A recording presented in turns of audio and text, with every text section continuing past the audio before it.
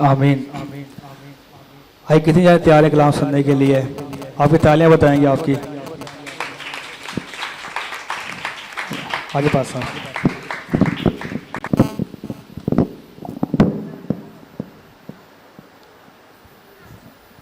मेरी तरफ से पूरी कलीसिया को सलाम।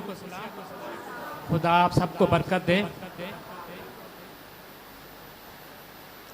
और मेरा जब से एल्डर साहब के जरिए इस कलीसिया के साथ मेल मिलाप हुआ है और मैंने यहाँ से बजाते खुद मैंने बहुत बरकत पाई है। इसके अलावा एक वो नासर जंप पे चर्चा है पास्टर शायद के साथ, वहाँ पे भी मैंने बहुत बरकत पाई है। और आप दोनों कलीसिया का जिक्र मैं एथन में कलीसिया से भी करता हूँ कि वो लोग बड़े दिलचस्पी के साथ खुदावंद का कलाम सुनते और उन पर अमल करते हैं। देखिए खुदावंद यीशु मसीह के ज़माने में भी कुछ लोग तो खुदावंद यीशु मसीह का कलाम सुनने के लिए आते थे, कुछ लोग शिफा के लिए आते थे, कुछ लोग पेट भरने के लिए आते थे और कुछ लोग उन पर तानाजानी करने और उस पर इल्जाम लगाने की गर्ज से आते थे कि कहाँ पर वो मिस्टेक करे और उसको हम उसके दुश्मनों के हवाले करें।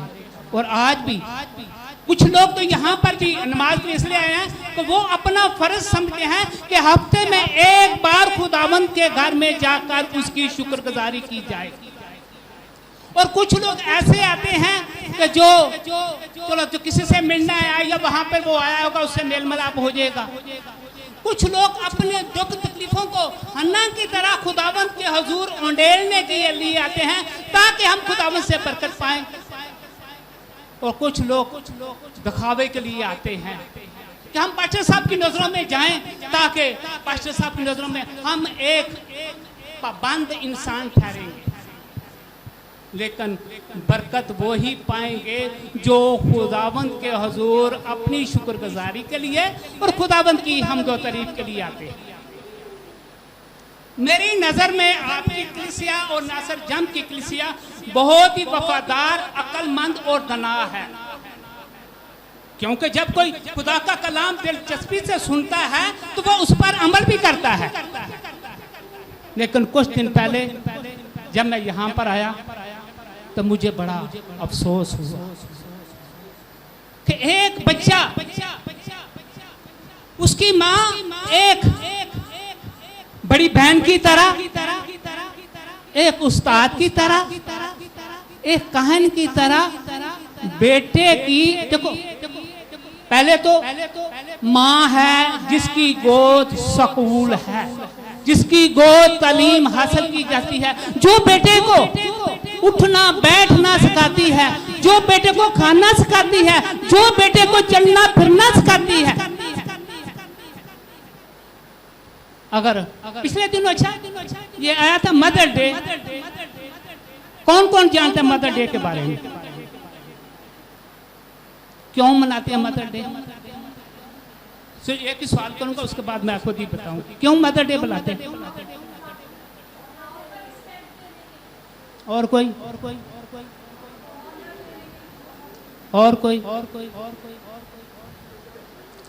माँ की तमाम उन कुर्बानियों का शुक्र अदा करने के लिए जो वो अपने बेटे के साथ करती है। मेरी नजर में अगर बाप नहीं तो माँ वो एक रिश्ता है, वो एक हस्ती है जो बाप के बगैर भी पाल सकती है, जबकि बाप ऐसा नहीं कर सकता। माँ बच्चे को खाने का पता है, उसको और जो कुछ तमाम जरूरियात पूरी करती है। बाज औकात वो बाप की जगह बनकर वो मजदूरी करती है, जबकि बाप के लिए बहुत मुश्किल है कि वो माँ बने। बहुत सारे ऐसे देखे हैं बाप औलाद को छोड़ के चला जाता है, लेकिन माँ ही एक सा रिश्ता है जो अपने बच्चों को नहीं छोड़ती। वो अपनी जान अपनी औलाद पर कुर्बान कर देती है। उसके पास खाने को है या नहीं है, बच्चा बात का तो जिद करता है, अम्मी मैंने तो कपड़े लेने हैं, पता नहीं कहां से वो उसकी जरूरत पूरी करती है। अम्मी मैंने तो ये खाना है, वो उसकी जरूरत पूरी करती है। अगर बचपन में देखा जाए तो रातों को माँ जब बच्चा पेशाब करता है तो सूखी जगह उसको उल्टाकर गीली जगह पे वो लेटती है। दुनिया में माँ ही एक ऐसा फूल खुशबू है जो हर उम्र में उसकी खुशबू वो जारी रहती है।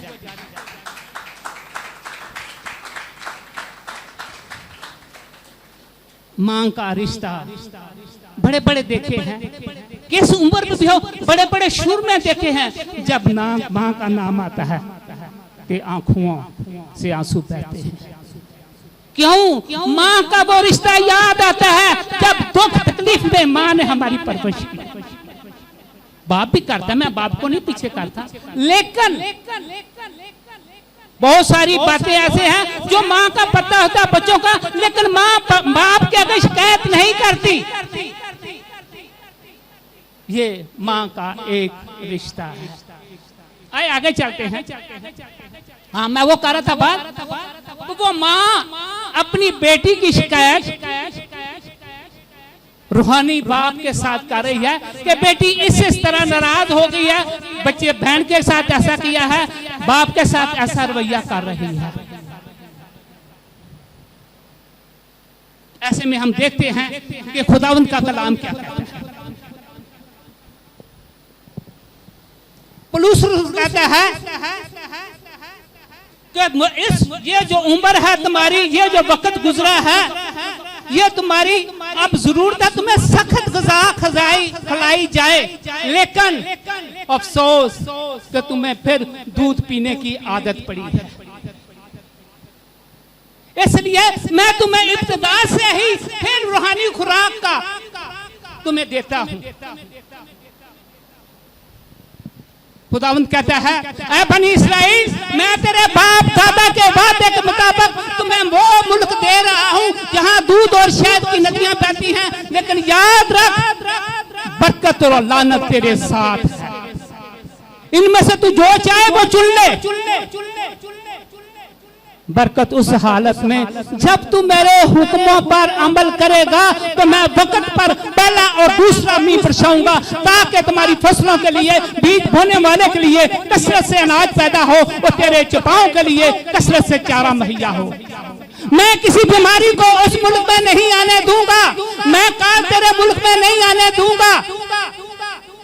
तेरे भेड़ बकरियां बढ़ेंगे, अनाज से तेरियां कोठरियां बड़ी रहेंगी, सोने चांदी से तू लबरेज होगा। तू है इस्राएल, लोगों को कर्ज देगा लेकिन किसी के आगे हाथ नहीं फैलाएगा।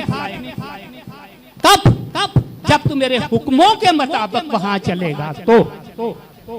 लेकिन अगर तूने मेरे हुक्म की नाफरमानी की तो मैं तुझे गैर हुकूमतों के, गैर मुल्कों के हवाले करूंगा और वो तुझे तुझ पर जुल्म सितम करते हुए गुलाम बनाकर अपने मुल्क में ले जाएंगे।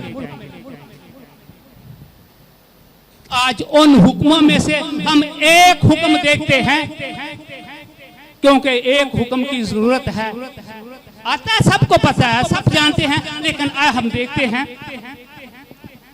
खुरूज की किताब उसके 20 बाब की 12 आयत में लिखा है, कोई पढ़ते ऊंची आवाज के साथ,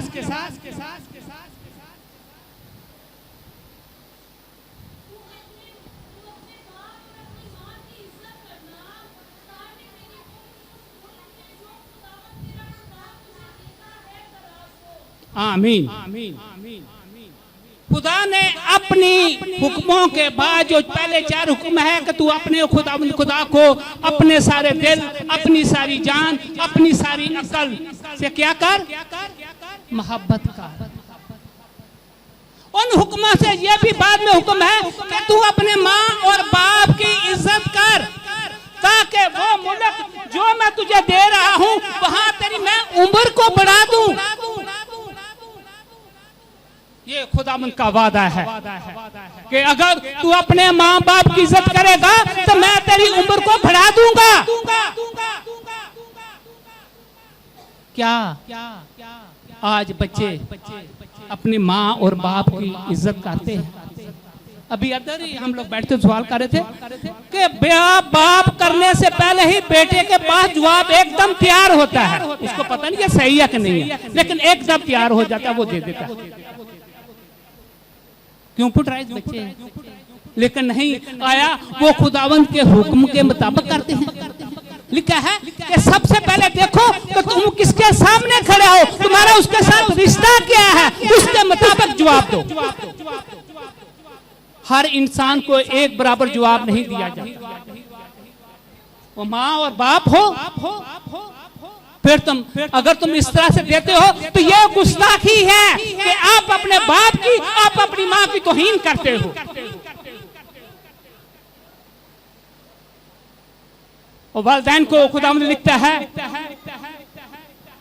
कि तू अपने बच्चे की उस राह पर तरबियत कर कि वो बूढ़ा होकर भी उस राह से नहीं मुड़ेगा। ये खुदावंद के हुक्मों में से मैं हुक्म बता रहा हूं कि तू अपनी औलाद की उस राह पर तरबियत कर कि वो बूढ़ा होकर भी उस राह से नहीं मुड़ेगा। अगर हम पढ़े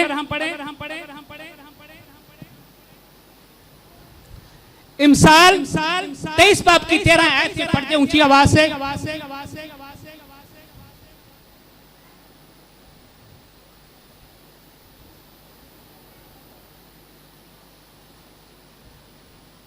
अमसाल 23 बाब की 13 लड़के को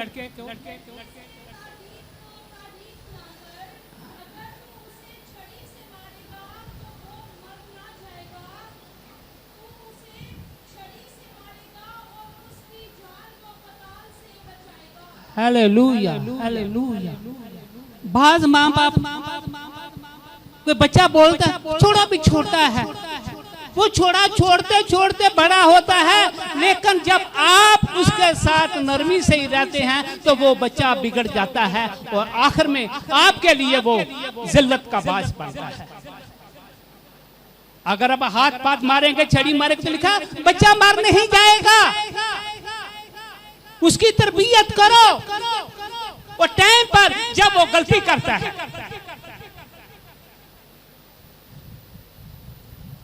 अभी सोलोम था दाऊद का पहला बेटा,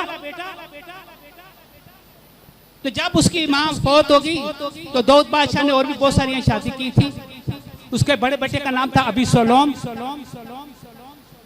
जब बाप बूढ़ा हो गया तो उसने खुदावंद के हुक्म के मुताबिक जो भी वादा किया था कि वो सुलेमान को बादशाह बनाएगा, लेकिन इससे पहले करता उसके बेटे अभी सोलोम ने अपने लड़कों के साथ, अपने जत्थे के साथ खड़े होकर ऐलान कर दिया कि मैं बादशाह हूं दाऊद के बाद। और उसने अपने बेटे पर लान तान भी की। जब दाऊद के साथियों ने कहा कि तू हमें इजाजत दे उसको हम कत्ल करें, तो उसने कहा नहीं, क्योंकि वो खुद नहीं खुदावंद करवा रहा है, उसको छोड़ दो। क्यों? कि उसने जब था जो कुछ मांगा दाऊद पास चेते रहा, ये चाहिए हाँ ले जा, ये करना है कर ले, ये कर ले। वो उसकी लिखा है कि उसने अपने बेटे की तरबियत सही नहीं की थी, उसी आजादी ने उसके बेटे को बिगाड़ दिया और वो बाप के खिलाफ खड़ा हो गया। आज भी बहुत सारे ऐसे हैं। तो ये खुदावंद का हुक्म है, ए माँ ए बाप अपने बच्चे से छड़ी से द्रेग ना कर। बच्चा छड़ी से मार नहीं जाएगा, लेकिन उसको याद रहेगा जब वो गुनाह करता है। मैं फेसबुक पे दे रहा था कि चाइनीज लोग हैं, बच्चा जब खाना नहीं खाता तो साथ में उसका बाप भी बैठता है, तो उसको भाई खाना वो नहीं खाता, एक हाथ मारता है तो वो खाना खाना शुरू करता है, फिर बेटा खुद ब खुद फटफट खाना शुरू कर देता है। यानी एक नसीहत है, अगर आप बेटे की उस तरह से तरबियत करेंगे तो दूसरे बच्चे भी सीखेंगे, अगर नहीं करेंगे तो बच्चा बिगड़ जाएगा। ये माँ की तालीम है, पहले माँ की तालीम है, उसके बाद फिर स्कूल जाएगा, उसके बाद फिर खादम आता है। तो आज हमें इन बातों को नोट करना चाहिए, खुदावंद का हुक्म है। हम देखते हैं कि जब इसराइल मुल्क मिस्र से निकले तो उन्होंने कहा कि दूसरी कौमों की तरह ऐ मूसा हमें भी एक बादशाह चाहिए। उसने कहा कि बादशाह तुम्हारा खुदा तुम्हारा बादशाह है। उन्होंने कहा नहीं, हमें गैर कौमों की तरह बादशाह चाहिए। तब उसने खुदा से कहा, तो खुदा ने कहा ठीक है, अगर वो मांगते हैं तो तू ऐसे कर, सावल को उसको चुन ले। वो सावल बहुत बड़ा तड़ा शुरमा था। उसने कहा नहीं बादशाह, मैं इस काबिल नहीं हूं। क्यों? कि मैं एक इस्राएल के सबसे छोटे घराने से हूं और मैं इस काबिल नहीं हूं। तब खुदावंद ने कहा कि यही खाक सारी, यही हलीमी मुझे पसंद है और तू इस्राएल का बादशाह बनेगा। और खुदा ने उसको बनाया। लेकिन जब वक्त आया तो खुदा ने कहा कि सावल तू जाके अमालेकियों के साथ जंग कर और वहां पर किसी चीज का लालच नहीं करना। उनको छोटे से लेकर बड़े तक तलवार की तह तेग में कर दे, कोई चीज बाकी बचनी नहीं चाहिए। ये है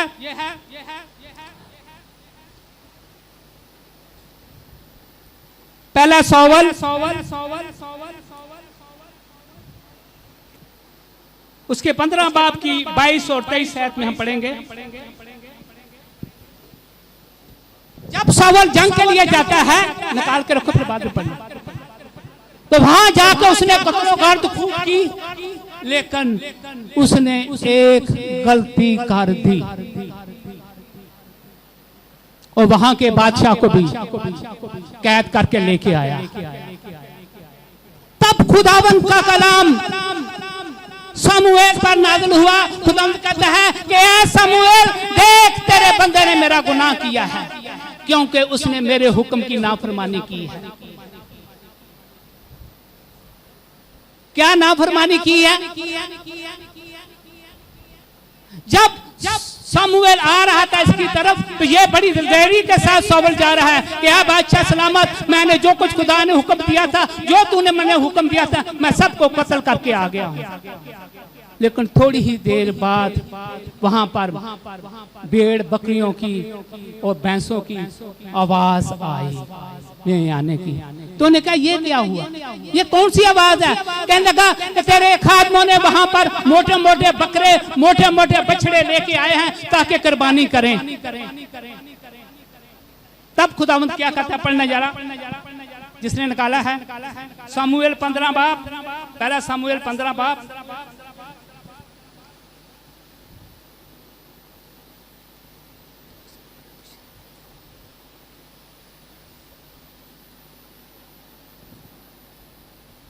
देखो फरमा बरदारी,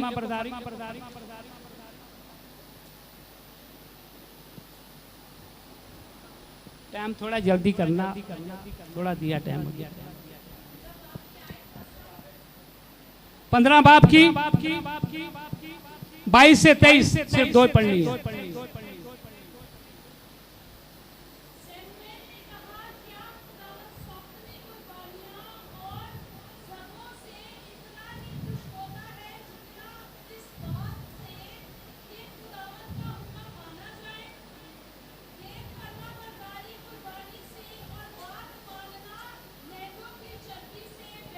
हालेलुया, हालेलुया।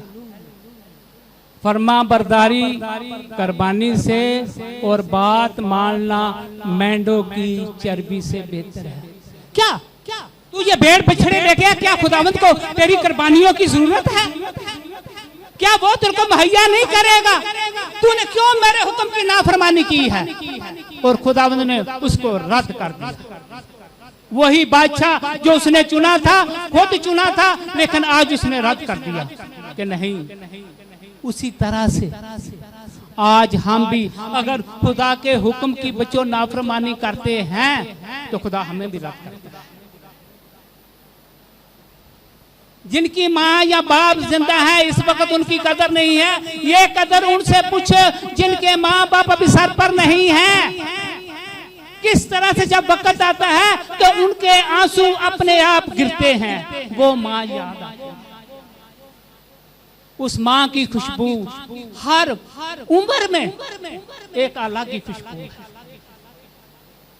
उसकी कुर्बानियां हर वक्त याद आती रहती हैं। चाहे कितना भी बड़ा शुरमा क्यों नहीं हो, चाहे कितना भी सख्त दिल क्यों नहीं हो, माँ के सामने वो मोमबत्ती की तरह पिघल जाता है, उसके बस में नहीं रहता है। बच्चों, माँ की नाफरमानी या बाप की नाफरमानी ना करो। लिखा है कि अगर तू माँ बाप की नाफरमानी करेगा तो तेरा चिराग अंधेरे में बुझाया जाएगा। लानत है उस औलाद पर जो माँ बाप को बेइज्जत करती है। अगर आप गुस्ताखी के साथ बोलते हैं तो ये बेइज्जती नहीं माँ बाप की, तो और क्या।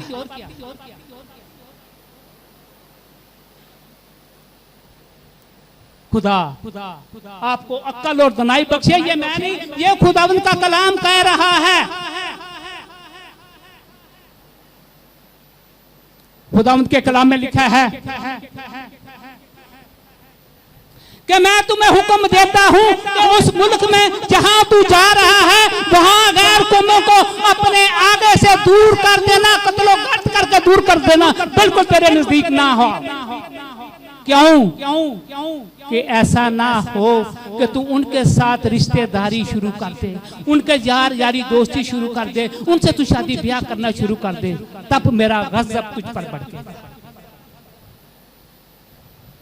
ये खुदावंद का कलाम है। बहुत देखे हैं। लिखा है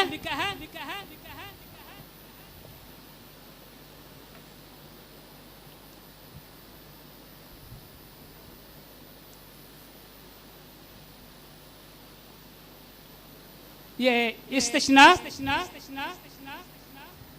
7 बाब की 2 से 6 पढ़ना। इस्तिश्ना 7 बाब की 2 से 6 ऊंची आवाज से जरा जो भी पढ़े।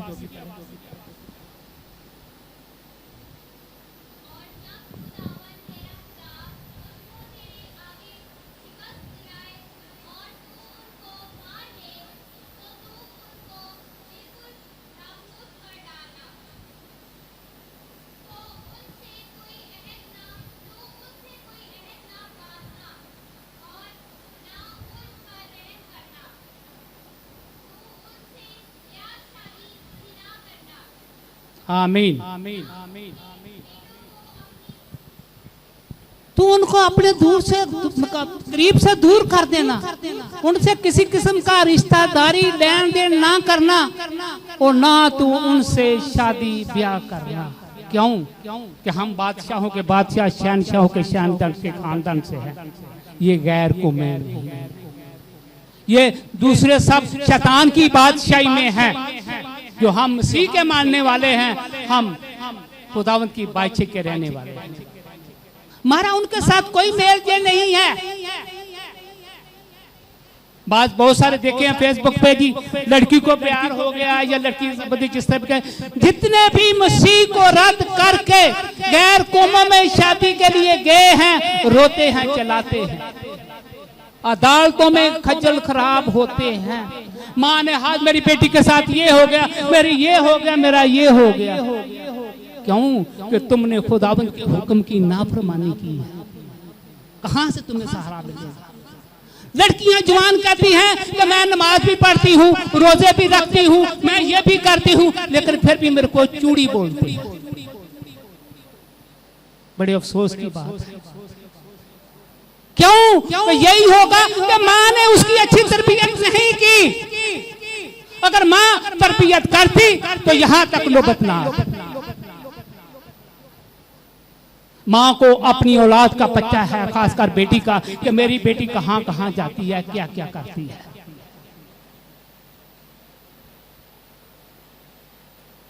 खुदावंद कह रहा है कि छड़ी से तरबियत कर, वो बच्चा मर नहीं जाएगा। लिखा है कि खुदावंद जिसको बेटे बनाता है उनको कोड़े भी लगाता है। वो जो माँ अपनी औलाद से तरबियत छड़ी से करती है वो उससे मोहब्बत करती है, लेकिन जो छड़ी को दूर रखती है वो बच्चे को तबाही बर्बादी में, दोज़ख की आग में डाल देती है। आज ये खुदावंद का हुक्म है। जो खुदावंद के हुक्म की नाफरमानी करता है वो तबाह बर्बाद हो जाता है। क्यों? आज हम जवान बच्चा हो गया जी, शादी करे, कोई बेटी ने किया, कोई बात नहीं, वो कोई बात बढ़ जाएगी, आपके कंट्रोल से बाहर हो जाएगी, फिर क्या होगा? सिवाय रुसवाई। देखते हैं गली कूचों में माएं खज्जल खराब होती, रोती करती हैं, पूरे लोग इकट्ठे हो जाए, क्या हुआ, क्या हुआ, क्या कहेंगे इसके बारे में? ये खुदावंद का हुक्म है और ये हमारे गुनाहों का, हमारी तरबियत का असर है। इसमें चाहे कोई पास्टर हो, चाहे कोई खादम हो, चाहे कोई एल्डर हो, कोई भी हो, खादमा हो, नहीं, कानून सब पर बराबर है। इस मामले में कोई क्या, खुदा ने खुद जब शाऊल को बादशाह बनाया था तो उसने लिहाज किया? नहीं किया। दाऊद बादशाह था जिसे कहते हैं खुदावंद तो मुझे मेरी मर्जी का बंदा मिल गया। जब उसने गुनाह किया तो खुदा ने उसके गुनाह को तो माफ किया, लेकिन उसको सजा दी। कौन कौन जानता है?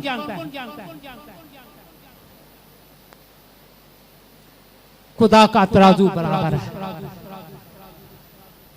तो खुदा के खौफ से डरो।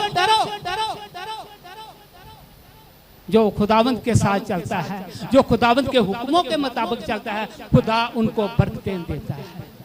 ऐ बापू, आपसे भी इल्तिजा है कि अपने बच्चे पर निगाह रखें।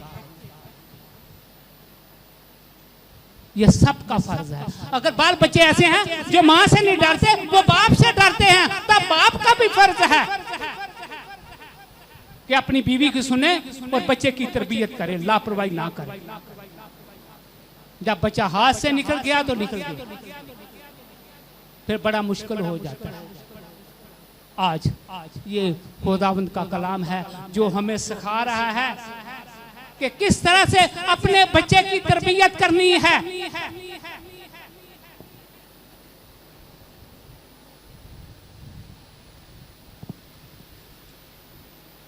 पाक कलाम में लिखा है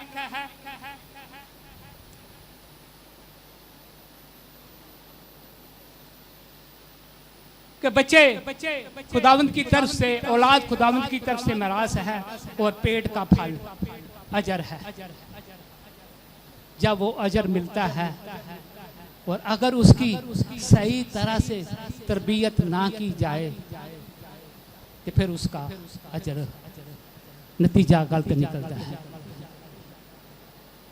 यकूब पहले बाप की 16 और 17 में लिखा है कि ऐ भाइयों, फरेब ना खाओ, हर अच्छी बख्शिश और हर अच्छा इनाम, कामिल इनाम ऊपर से है और नूरों के बाप की तरफ से मिलता है।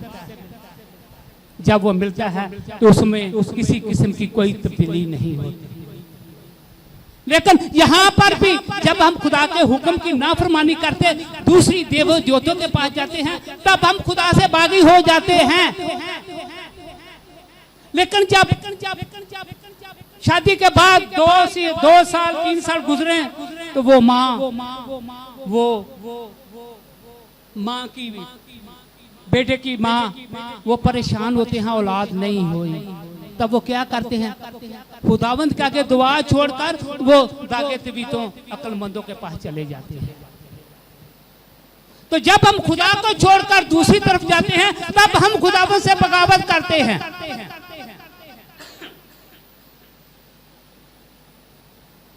औलाद के लिए मेरी एक बहन थी, चाचे की लड़की, क्लिफ्टन में रहती थी। तो उसकी पहली बेटी हुई, दूसरी बेटी हुई, फिक्र पड़ गई भाई, फिर तीसरी भी हुई। तो जब चौथी हुई तो उसको गश पड़ गया, वो बेहोश हो गया। फिर खुदा ने उसके बाद 2 बेटे दिए। ये पहला बेटा था, बड़ा खूबसूरत था जी, चिट्टा चुट्टा जी, हमारे में ये सफेद रंग हो, बड़ा जी, उसको रोकना नहीं है। हाँ, क्या चाहिए ये ले, क्या चाहिए ले। आज से जब बड़ा हुआ तो उसने पठानों के साथ लेन देन शुरू कर दी। बाप उसका बाहर से आता था, सीमेंट था, पैसे दिए, कोई परवाह नहीं। छोटा बेटा हुआ तो वो नशे में पड़ गया, उस घर का पूरा दिवालिया निकल गया। ये बेटों का हाल है, क्योंकि देर बाद बेटा हुआ, तरबियत नहीं की, जो कुछ मांगा दे दिया, जो करता कोई बात नहीं है, कोई बात नहीं है, बड़े खुश कि हमारा बेटा बाहर गैर कौमों में लेन देन करता है। ये खुदावंद के हुक्म की नाफरमानी है। अगर अपनी औलाद की परवरिश सही नहीं करते तो ये गुनाह तुझ पर है। अगर इसकी एज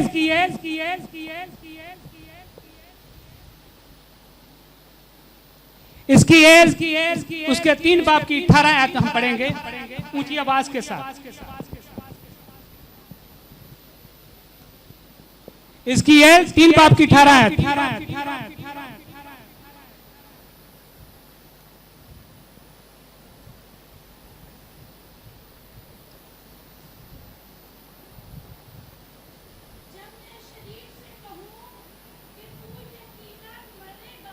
आमीन। जब मैं शरीर से कहूं कि तू यकीनन मरेगा,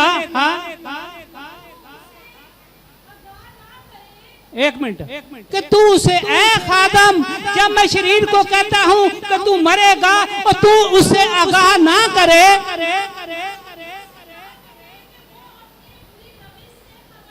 हो सकता है कि तेरे मना करने से वो मना हो जाए और हालेलुया, ताकि वो जो मैं उसकी गुनाह की सजा देने वाला हूं वो तेरी बात सुने और बाज आए और मैं ना करूं। हाँ,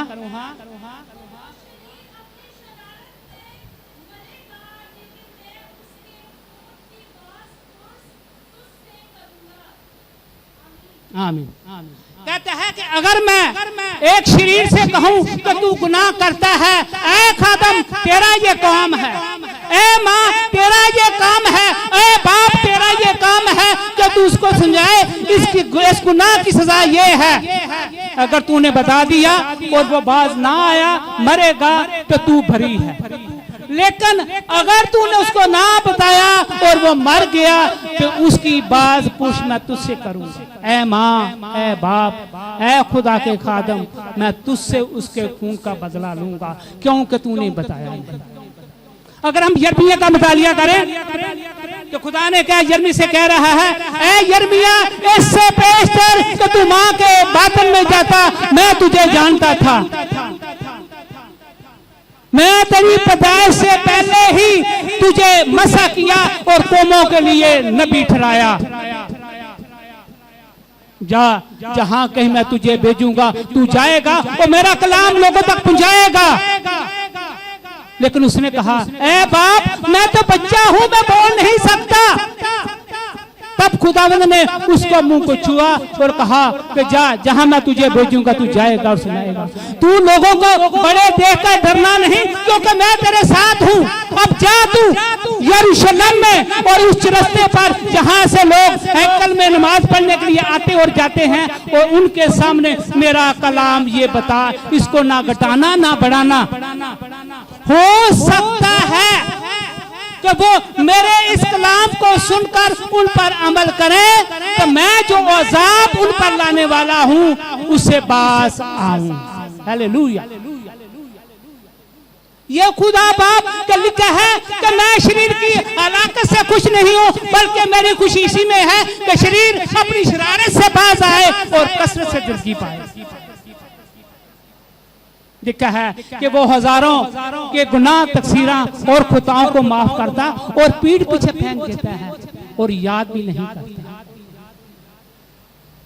कितना रहम वाला खुदा है। हमारा फर्ज है कि अपनी औलाद को बताएं ये ठीक है, ये गलत है, ये राह चलना, ये नहीं चलना। अगर फिर वो मरता तो आप क्या करेंगे?